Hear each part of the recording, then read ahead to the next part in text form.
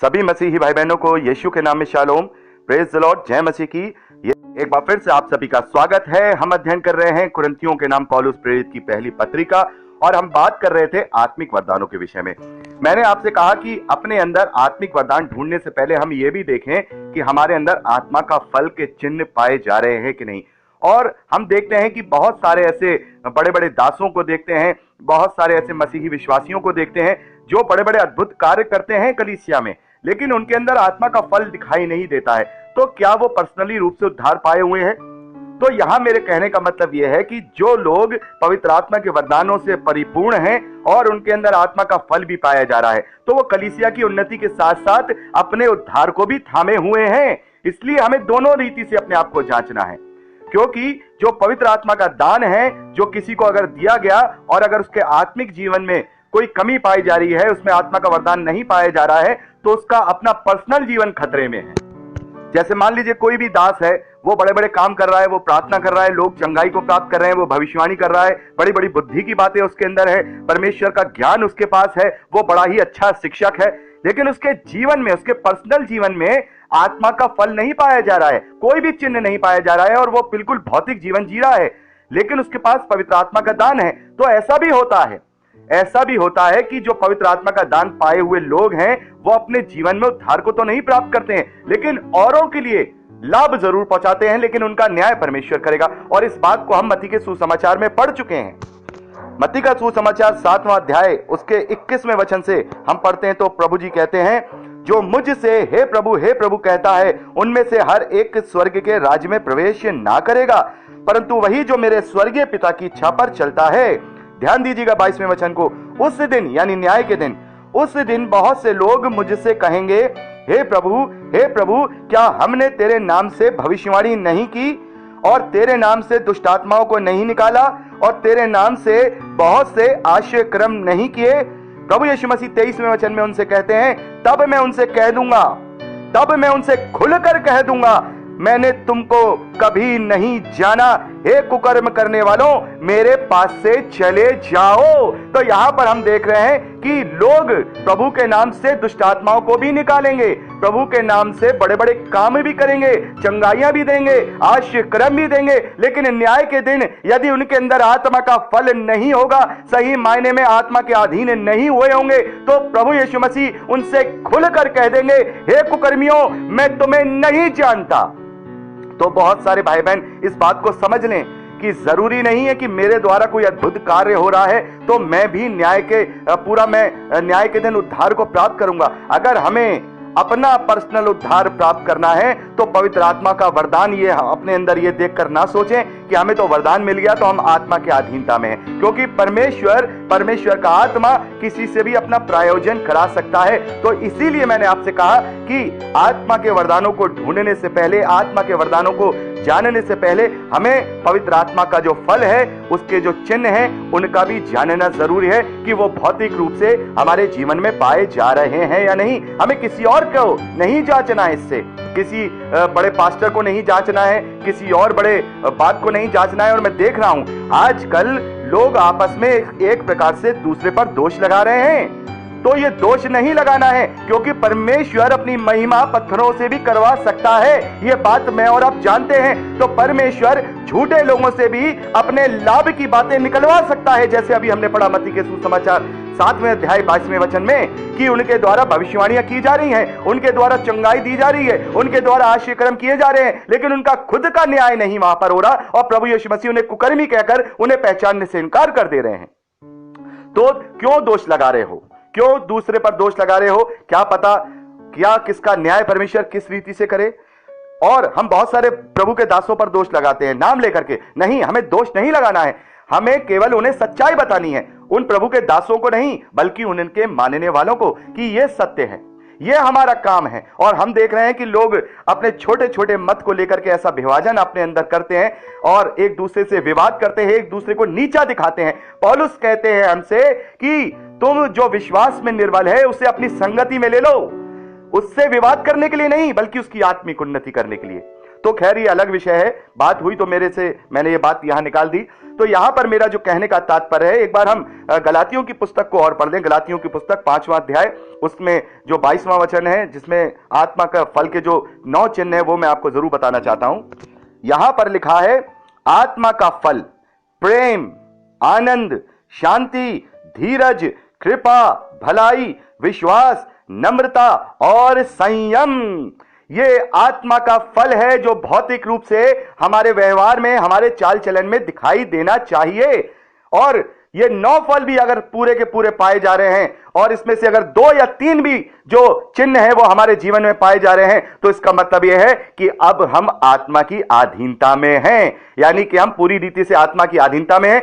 हमारा भी उद्धार है, और हमें जो पवित्र आत्मा के द्वारा जो वरदान मिले हैं उसके द्वारा कलीसिया का भी उद्धार है, यानी कि हम अपने आप को भी बचा रहे हैं और अब हम दूसरों को बचाने के योग्य भी हो गए हैं। और जैसा मैंने आपको एक गीत है जो मैंने बताया था कि खुद ही बचना काफी नहीं है, औरों को भी बचाना होगा। तो पहले हम अपने आप को बचाएं और फिर हम पवित्र आत्मा के वरदानों के द्वारा दूसरों को बचाए जाने का कारण भी बने।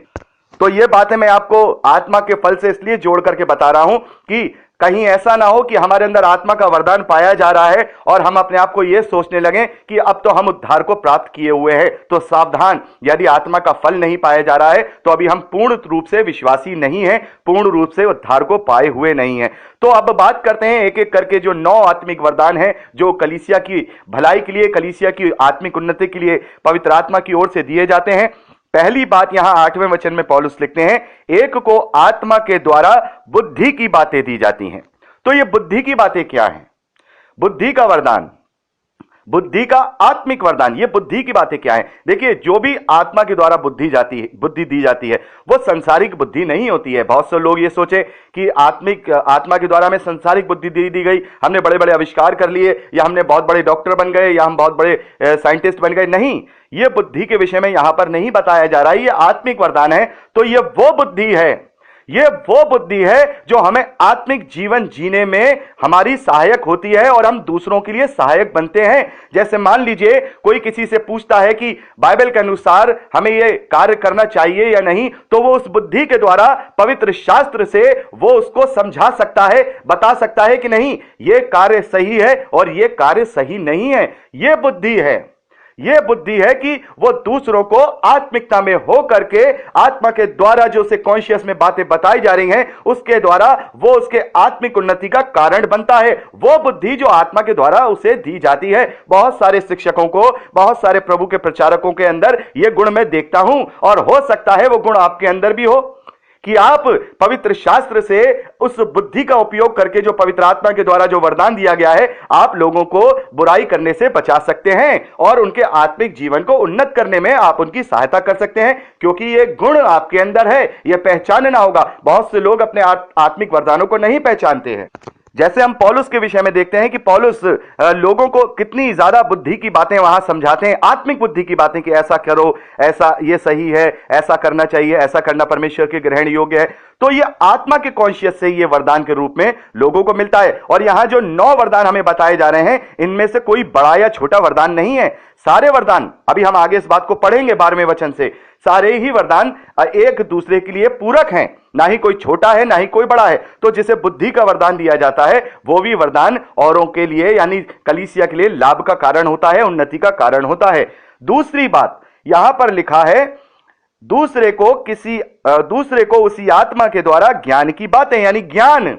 तो ये ज्ञान क्या है? बहुत से लोगों को लगता है कि बुद्धि और ज्ञान दोनों चीजें एक ही हैं। नहीं, जैसे मैंने आपको बताया, बुद्धि वो कॉन्शियस है जो पवित्र आत्मा हमें देता है, जो हमें सही और बुरे का फर्क हमें बताता है कि ये सही है, ये गलत है, ये हमें करना चाहिए, ये हमें नहीं करना चाहिए, जो कि पवित्र शास्त्र के द्वारा ही हम जानते हैं। ज्ञान वो चीज है, जैसे मान लीजिए कोई भी पवित्र शास्त्र का कोई हम वचन पढ़ रहे हैं, तो पवित्र आत्मा के द्वारा हमें वो ज्ञान मिलता है कि इस वचन का मूल भावना या इस वचन की मूल शिक्षा क्या है। वो ज्ञान है परमेश्वर के विषय का ज्ञान। परमेश्वर के विषय का ज्ञान पवित्र आत्मा के द्वारा दिया जाता है कि हम ये जान लेते हैं कि ये जो कहा जा रहा है उसकी जो मूल भावना है वो क्या है। ये ज्ञान है, ये सभी को नहीं होता है। ये प्रचारकों को भी कभी कभी नहीं होता है, इसलिए वो कभी कभी गलत प्रचार भी कर देते हैं। और मैं आपको बताना चाहता हूं, गलत प्रचार करना और झूठा प्रचार करना या किसी मत का प्रचार करना, ये तीनों अलग अलग चीजें होती हैं। हम इससे किसी को दोषी ना ठहराएं। झूठा प्रचार वो है जो मसीह की मूल शिक्षाओं को गलत करके प्रचार करता है, तो वो शैतान की ओर से है। आप मेरी बात को बड़े ध्यान से सुनिए। इस बात को लेकर के बहुत सारे जो प्रभु के दास हैं वो लड़ाई करते हैं आपस में। उन्हें यही नहीं पता है कि दोनों ही प्रभु के हैं, दोनों ही चुने हुए हैं, और वो एक दूसरे पर दोष लगा रहे हैं।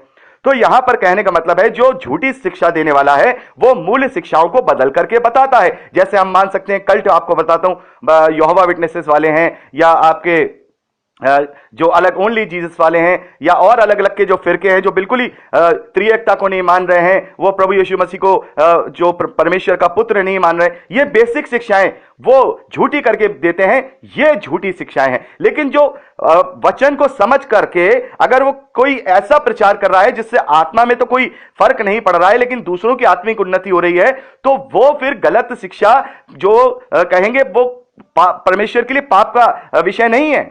आपको ये बात समझनी होगी। जैसे मान लीजिए, अब वुमेन प्रीचिंग के ऊपर ही बात कर लेते हैं। वुमेन प्रीचिंग के ऊपर बाइबल में साफ तौर पे ये बात नहीं लिखी है कि महिलाओं को प्रचार करना चाहिए या नहीं करना चाहिए। एक दो वर्सेस ऐसी हैं जिसको लेकर के लोग गलत अपनी रीति बनाए हुए हैं, तो उसका मतलब ये नहीं है कि वो गलत हैं, वो गलत नहीं है। और जो लोग कहते हैं कि वुमेन प्रीचिंग कर सकते हैं, तो वो लोग भी गलत नहीं है, क्योंकि वो भी अभी इस क्लियर बात को नहीं समझ पा रहे हैं। तो ये मत है। और अभी हम पढ़ेंगे 13वें अध्याय में, इसी में 1 कुरिन्थियन में पौलुस कहते हैं, अभी तो हमें सब कुछ धुंधला दिखाई देता है, लेकिन जब प्रभु यीशु मसीह हमारा न्याय करेंगे, जब हमें स्वर्गीय आंखें मिलेंगी, हमें सब कुछ स्पष्ट हो जाएगा। तो अपने जीवन को हम इसी प्रकार से बाइबल के अनुसार जिएं, खास तौर पर अपनी आत्मिक उन्नति और दूसरों की आत्मिक उन्नति पर ध्यान दें। तो ये ज्ञान है, ये ज्ञान उस वचन को पढ़ के समझने का, ये ज्ञान हर एक को नहीं मिलता है। इसीलिए हमें एक दूसरे से वार्तालाप करना है, वचन के विषय में एक दूसरे का विश्वास बढ़ाना है। यदि किसी को इस प्रकार का कोई ज्ञान मिलता है तो उस पर दोष नहीं लगाना है जैसे लोग लगाने लगते हैं। किसी को यह ज्ञान मिला कि नहीं, जो औरतें हैं वो प्रचार कर सकती हैं, और ये वचन का ये जो डेफिनेशन है वो इस प्रकार से है, देखिए आत्मा मुझे बता रहा है, तो एक दूसरे से डिस्कशन करें, वचनों से एक दूसरे को संभालें, एक दूसरे से बातचीत करें, उसमें से एक निष्कर्ष निकालें। यह नहीं कि एक दूसरे को दोष लगाने लगे, नहीं तुम गलत बात बोल रहे हो, मैं जो जानता हूं वो सही है। नहीं, हो सकता है कि जेम्स कोई बात नहीं जानता हो, अभी उसके अंदर इस बात का कोई ज्ञान ना हो, लेकिन दूसरे को किसी को ज्ञान हो तो वो आकर के बोले, जेम्स ब्रदर ऐसा नहीं है, ऐसा है, तो मुझे उससे बहस नहीं करनी है कि इसने मुझे नीचा दिखा दिया। नहीं, मैं कौन हूं, मैं तो वैसे ही तुच्छ हूं, सभी को अपने आप को छोटा करना है। तो यहां पर उससे बहस नहीं करनी, बल्कि उससे ज्ञान लेना है। यदि हम पवित्र शास्त्र से उस बात को सही समझे तो अपनी गलती को मानना है, इसमें कोई शर्म वाली बात नहीं है। और मैं हमेशा कहता हूं, यदि मुझसे कोई गलती होगी, या अगर मुझसे कोई गलती मुझे कोई मेरा भाई बताए, तो मुझे अपनी गलती मानने में शर्म नहीं आएगी, बल्कि मैं उसका धन्यवाद करूंगा कि पवित्र आत्मा ने उसके द्वारा मुझे मेरी आंखें खोल दी, मुझे सही ज्ञान को उसने हमें दिया। तो ये जो ज्ञान है, यह पवित्र शास्त्र को समझने का जो ज्ञान है, यह पवित्र आत्मा की ओर से दिया गया एक वरदान है। आगे बात करते हैं, किसी को उसी आत्मा से विश्वास, ये विश्वास का जो वरदान है, देखिए इस विषय में देखेंगे कि विश्वास का वरदान क्या है। विश्वास का वरदान क्या है? विश्वास का वरदान हम सभी जानते हैं, हम सभी विश्वास करते हैं, मैं और आप विश्वास करते हैं, लेकिन पूर्ण विश्वास क्या है? पूर्ण विश्वास जैसे मैंने आपको बताया, पूर्ण विश्वास यह है कि हम अपने आप को परमेश्वर को जीवित और पवित्र और परमेश्वर को भावता हुआ बलिदान करके चढ़ाते हैं, और अपने चरित्र को, अपने चाल चलन को, अपने स्वभाव को पूर्ण रीति से हम प्रभु यीशु मसीह के स्वभाव, चरित्र और चाल चलन में उसकी परछाई में बदल देते हैं, यानी कि नई सृष्टि को पा लेते हैं। ये वो विश्वास है हमारा विश्वास। ये भी आत्मा की ओर से ही मिलता है कि हर एक बात में जो मनुष्य अपने आप को जांचता है, अपने आप को छांटता है, अपने आप को काटता है, वो ही मनुष्य सच्चा विश्वास प्राप्त करता है। ये हर एक को नहीं है, किसी के अंदर छोटी छोटी गलतियां पाई जाती हैं, किसी में छोटा सा गुस्सा पाया जाता है, किसी में छोटा सा घमंड पाया जाता है, किसी में छोटी छोटी बात में झूठ बोलने की बातें भी पाई जाती हैं, किसी को दूसरे को छोटा छोटा ईर्ष्या वाली बातें जो वो करता है वो भी पाया जाता है। लेकिन ये जो विश्वास का जो वरदान मिल रहा है, ये दूसरों की भलाई कैसे उत्पन्न करता है? देखिए, जब हम चरित्र का निर्माण करते हैं, जब हम अपने चरित्र का निर्माण